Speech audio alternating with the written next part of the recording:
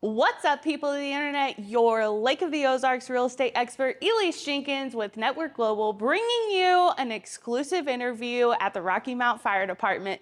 Today, we're talking to their inspector about dock safety. Let's get this video started. Good morning, my name is Caleb. I am currently the fire inspector for Rocky Mount Fire. I have been employed with Rocky Mount Fire since about 2017. Yeah, dock safety at the Lake of the Ozarks is very important. Few reasons. One, as we all know, that water and electricity do not mix. And another thing is too, these docks take a beating throughout the summer, and or weather can change the condition or something like that.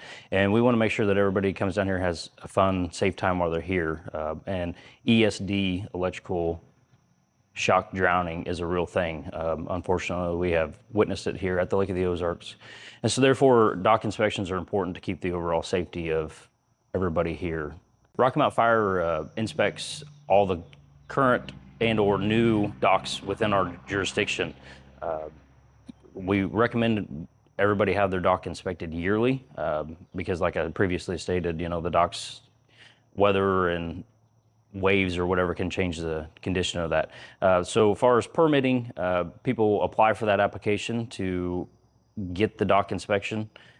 Typically that fee is $50 for that. And then whether you are just starting the work or the work has been completed or you just want an annual safety inspection, you can apply through our permit process, and then we'll get you on the books and we'll get down there and do the inspection as quickly as we can.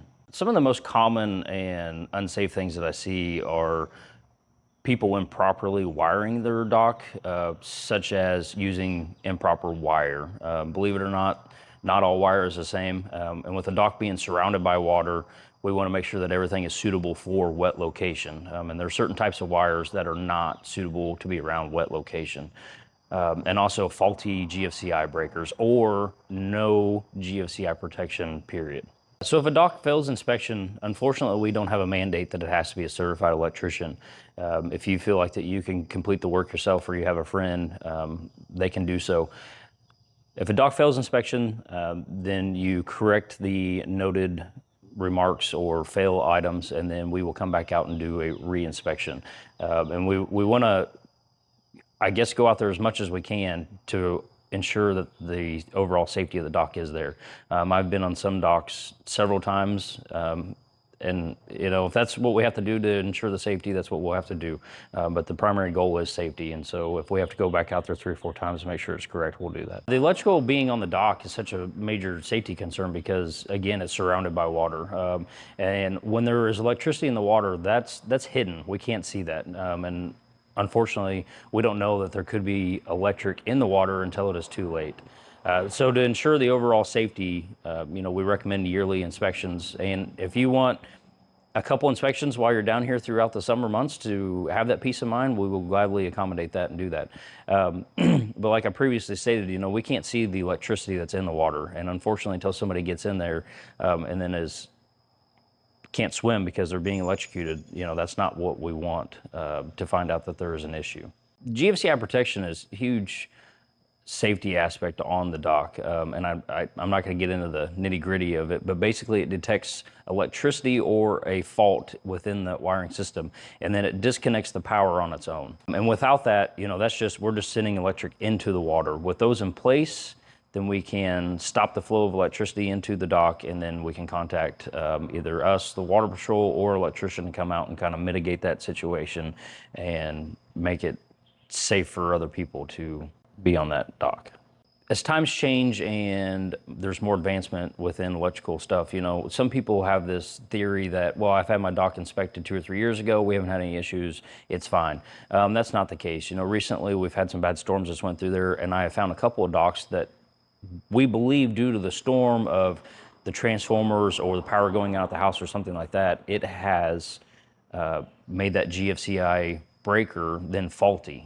Therefore, it's not working properly. It's not shutting off power. There's a test button on those GFCI breakers. I recommend everybody should test whenever they go down there to the dock, just to ensure that it is working properly.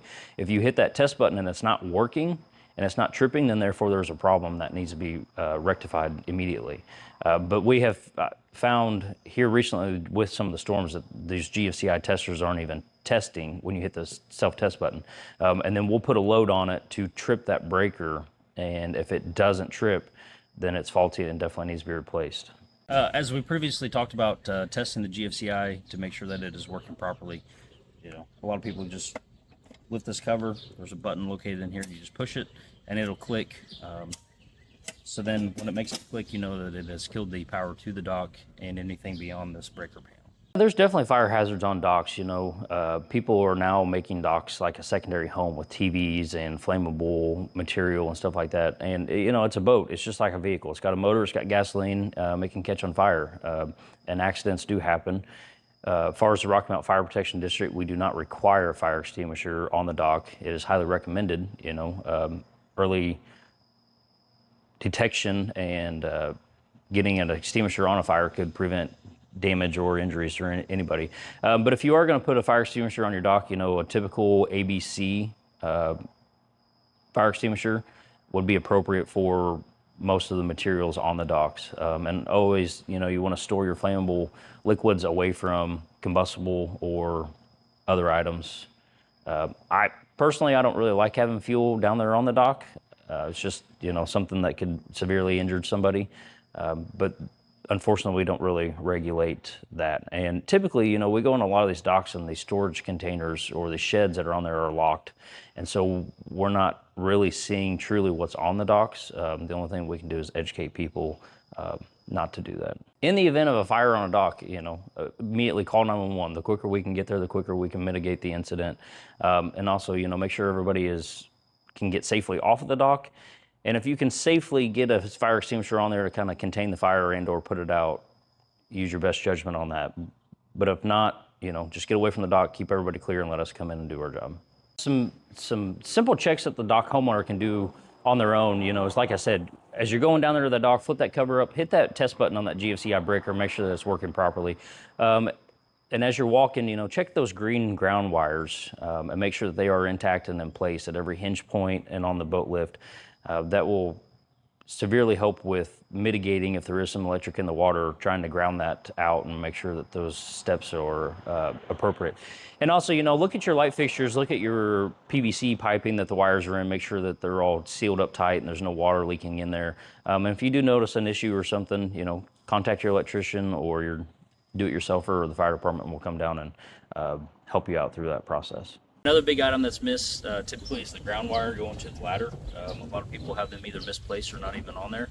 We want to make sure that is on there, most importantly for people exiting and entering the water. That will try to help ground the electricity if there is any in there and reduce the potential for shock. Yeah, one thing that I would like to talk about too, you know, is the ESD, the electric shock drowning. You know, if you see somebody in the water struggling, our first reaction is to jump in and help them, but do not jump in and help them. You know, at that point, you're just adding to be another victim of that. Throw them a flotation device and encourage them to swim away from the shock and do not touch anything as far as metal or anything like that. Have them swim to the shore and get out on shore, and obviously 911 immediately. Okay, one of the things that I noticed that is missed a lot is a sign on the dock. A lot of people know their own address, but that serves as a couple things. One, if somebody's having a medical emergency out on the water and they happen to pull up to your dock, then they have an address to give 911. They can pull up to your dock that we have a quickened response time down there to render aid to that injured person or something like that. That is a huge one that is missed a lot, and also that is a automatic failure when it comes down to the dock inspections. So kind of do yourself a favor if you're doing a dock inspection, make sure there is a sign in place, and that will alleviate a automatic failure. Residents of the Rocky Mount Fire Protection District, you know, they're always welcome to stop in, talk to us. We do have some literature and some paperwork that we can give out explaining kind of our inspection process and or Ameren's requirements or things to do or not do on your dock. I hope you enjoyed that video, and I'll see you on the next one.